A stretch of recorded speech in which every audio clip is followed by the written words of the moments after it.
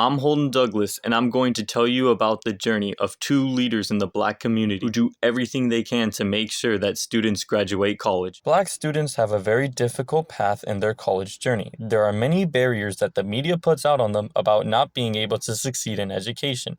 Tremaine Davis, a Cal State Dominguez Hills interim program director, understands the hardships that many Black students have to go through, as he was once a college student fighting a bunch of hardships to get his degree at San Diego State for Africano Studies. Fortunately, he completed his bachelor's in 2007. What helped Tremaine along the way is that he was able to receive help from college campus.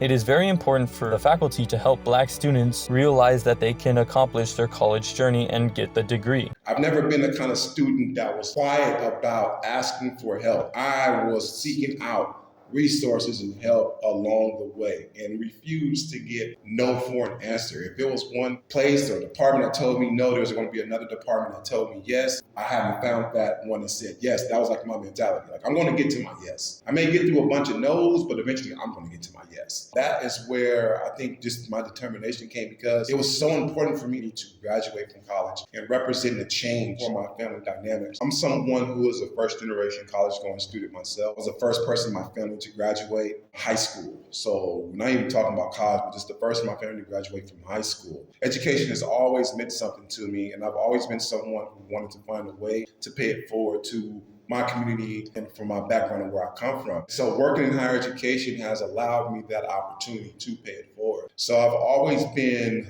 very passionate about any position that has to do with serving Black population or a population where students of color, because I feel like that's where I thrive at the most. I was actually hired on campus here as an emergency hire. I believe that there has been some time, a few months have passed since the last program director was in the position. And they were looking for someone who was immediately ready to come in and make an impact, who had experience in working in this kind of field prior. And so I'm very fortunate to say that all of my positions have centered around working and engaging with Black students on college campuses. Once I got here, I realized wow, this place has a lot of potential. The students have a lot of potential. And it immediately became a place where I really wanted to be. I hope that I display is that you are enough.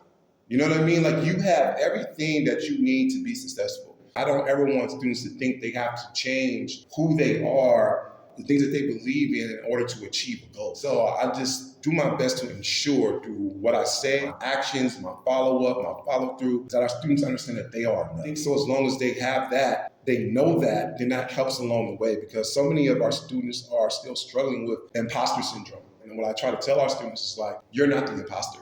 The person that made you feel that you was inadequate, that's the imposter. The imposter syndrome means being unworthy of success.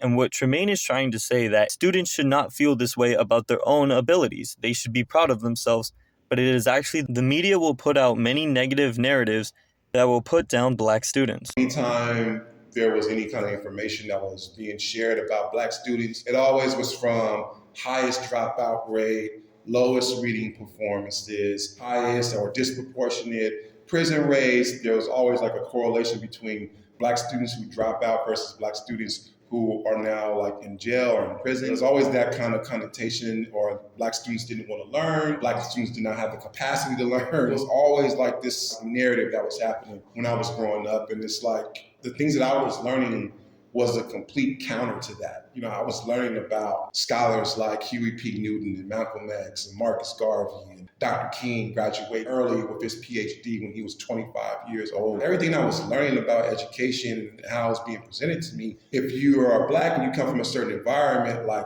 are you wasting your time trying to gain education? That just bothered me, because I know from my family dynamic, the reason that we were in a certain area is because there was a lack of education. I just felt that was a quick correlation between what was the issue. That was the narrative. And I think for me doing this work, I'm trying my best to change it. I would like the public to understand that the whole concept of knowledge, of how we know it to be today, started in Africa. We are not new to knowledge. In fact, we were the ones that taught knowledge. I think there is an important lesson for all of us to understand. There needs to be a better understanding about where knowledge itself comes from and how it's been spread across this world, and understanding that Black folks hold the key to that originality of how we learn to this very day. I think Black excellence, when we talk about education, showcase that. It's showcasing yourself because that's a part of our DNA. That greatness is a part of Black folk DNA. Erin Jones is the program coordinator of the Black Student Resource Center at Cal State Dominguez Hills. She graduated UCLA in 2019 with a bachelor's in Africana Studies. She has also made the journey in completing her degree despite society being against her. She shares a first-hand experience she lived through at UCLA, which showed what society was depicting of Black people.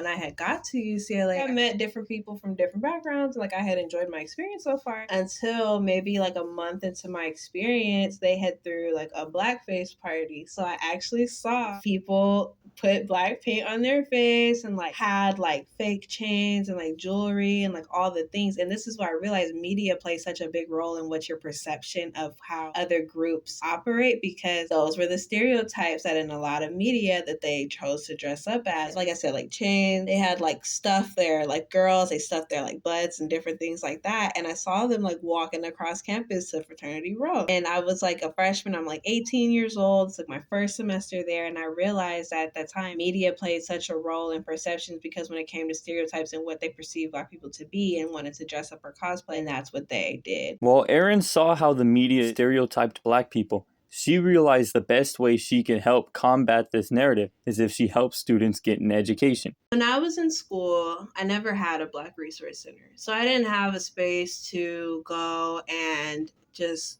hang out and receive resources. I had to find a place to not feel like a number on campus and to feel like a person, but all the spaces had different focuses and I didn't get to just enjoy one for just like my identity and what I look like and things that are important to me. I would try to find like academic spaces or maybe like residential spaces, but never, I didn't have like a center just focus on students that look like me. And then I had to seek resources. Like I had to go out and go to fairs and figure things out and piece things together. When I found out that Dominguez Hills was advanced enough to have different cultural identity centers and have a Black Resource Center and have a space where students can collectivize and hub and build community on campus just for what they, identify as and look like. I thought that was amazing. And, unfortunately, I didn't get to experience it as an undergrad, but seeing it as an adult, I'm just happy to contribute. I think students showing up in the space is important because Black enrollment at most predominant institutions is still low. And I think not being in the space at all or not matriculating and graduating and like low retention rates is a big problem right now when it comes to African American students in colleges. I think the best thing that Black students can do in terms of fighting stereotypes and being in school is just actually being in school, focusing on school and graduating and then contributing to higher ed space because honestly the presence is lacking. We have maybe like 3 to 5, max 8 to 7% of Black folks. And what that looks like, that's 8 out of like 100 people. And we need to up those numbers if we really want to combat stereotypes. Erin wants her students to know that they are special and are destined to be great in their lives. She believes that the path to success is within them. As long as they keep working hard and being successful in college, they can achieve anything they put their minds to. A big message that I like to tell students is that for me in particular, I'm very passionate about African American studies and like just African American experiences in college overall because I think that this story of triumph is a story that should be told. I think America has a very ahistorical history. If we're not actively trying to collectivize and keep the stories of our ancestors alive, and I think that it could be difficult. People can kind of get lost in the shuffle of every day and not realize the greatness that they come from. So I like to tell students, like, you come from greatness. Everything you do is a success and a testament of the success of the people before you. So please, like, enjoy the stories, learn your history, learn the triumph, and then just know it could be inspiring for you to triumph and overcome whatever you're going through as an individual. Historically, education has been weaponized against us in American history and society, that every barrier that was broken, like Black people fought for that. So I think even having like Black studies, it was like a cultural movement that students fought to have their cultural experience identified and recognized in school. Everything that we've built and contributed to education has been a fight. We've never just been able to show up into the space and learn. It's been fighting cultural and emotional and social battles to get to school, to stay in school, to study ourselves in school. And so when Black students are able to overcome that and succeed, it's really special because it's really highlighting like your personal things that you've overcome, probably generational gaps that you've overcome for Black students in particular, to highlight the specific struggle that our culture has been through, our people have been through, and our individual students are going through, and to see that people do overcome. There is happy endings. People get their degrees and they're successful. It's a special and unique story of triumph.